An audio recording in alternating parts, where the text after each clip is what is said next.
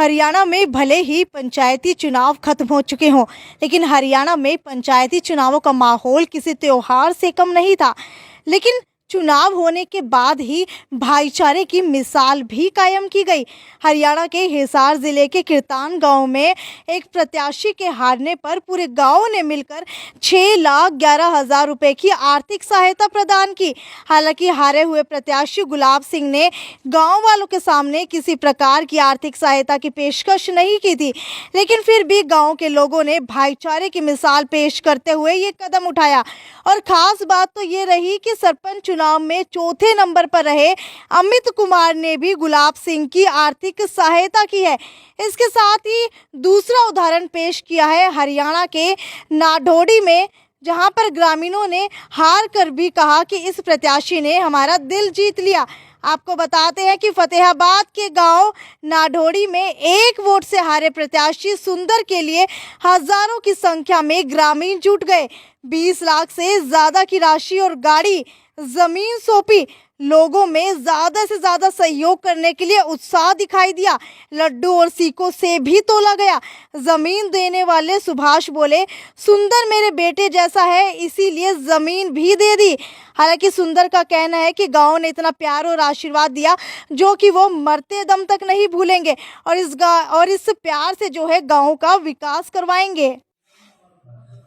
मैं सुंदर कुमार, गांव नाडोडी। अब की बार नाडोडी गांव में पहली बार रिजर्व एससी सरपंची आई और मैंने चुनाव लड़ा।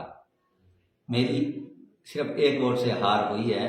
चलो कोई बात नहीं, फिर भी मेरे गांव वालों ने मेरा बहुत मान सम्मान किया और आज मेरे यहाँ इकट्ठे होकर गांव वालों ने जो मेरा मान सम्मान किया है उसके लिए मैं सदा उनका ऋणी रहूँगा। और आगे भी जो गांव राम का कोई भी काम है, मेरे से पहले भी मैं तैयार रहा और आगे भी तैयार रहूंगा। सबको राम राम, धन्यवाद। तीसरी जगह जो रही वो रही हिसार के वार्ड नंबर 19 से ओम प्रकाश, जहां पर सुबह से लेकर के शाम तक गहमा गहमी का माहौल चलता रहा।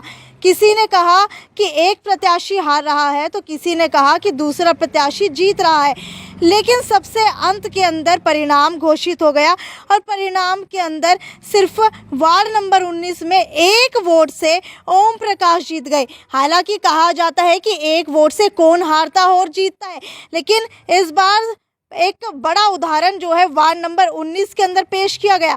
दूसरे नंबर पर जगदीश रहे। रिकाउंटिंग की मांग उनकी खारिज कर दी गई और जीत का प्रमाण पत्र भी मिला है।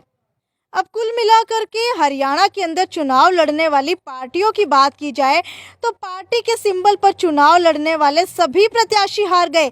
सबसे कम एक तो सर्वाधिक 7,900 रहा जीत का अंतर। जिला परिषद के चुनाव में इनेलो, बसपा और सीपीआईएम के साथ साथ भारतीय जनता पार्टी के उम्मीदवार भी हार गए। हालांकि इनेलो, बसपा और सीपीआईएम ने अपने उम्मीदवारों को सिंबल पर चुनाव लड़वाया था। हरियाणा के हिसार की आदमपुर विधानसभा सीट पर हुए उपचुनाव में शानदार जीत हासिल करने वाले बीजेपी की जिला परिषद चुनाव में हालत खस्ता हो गई। कई जिलों में तो बीजेपी के दिग्गज नेता जिला परिषद का चुनाव हार गए। पंचकुला में जिला परिषद चुनाव में बीजेपी को बड़ा झटका लगा। पंचकुला में बीजेपी का तो सुपड़ा तक साफ हो गया। पार्टी यहां जिला परिषद की सभी 10 सीटें हार गई। वहीं हरियाणा के अंबाला जिले में वार्ड नंबर 4 से बीजेपी सांसद की पत्नी भी चुनाव नहीं जीत पाई। बीजेपी सांसद नायाब सैनी की पत्नी भी चुनाव हार गई। सांसद की पत्नी सुमन सैनी चौथे नंबर पर रही। गुरुग्राम में भी बीजेपी को निराशा ही हाथ लगी।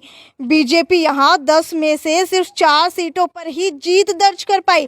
अन्य 6 सीटों पर निर्दलीय उम्मीदवार चुनाव जीते। हरियाणा के फतेहाबाद जिले में भी बीजेपी और जजपा को बड़ा झटका लगा है। यहां जजपा के युवा जिला अध्यक्ष अजय संधू की माता और बीजेपी नेता सत्य रावल भादु भी जिला पार्षद के चुनाव हार गए। वहीं अगर बात की जाए जिला पार्षद के पूर्व चेयरमैन रहे राजेश कसवा और उनकी धर्मपत्नी सुनीता कसवा, दोनों अपने अपने वार्ड में चुनाव हार गए। हरियाणा के फरीदाबाद, चरखी दादरी, भिवानी, अंबाला, यमुनानगर सहित कई जिलों में जिला परिषद के चुनाव के नतीजे भी आ गए हैं।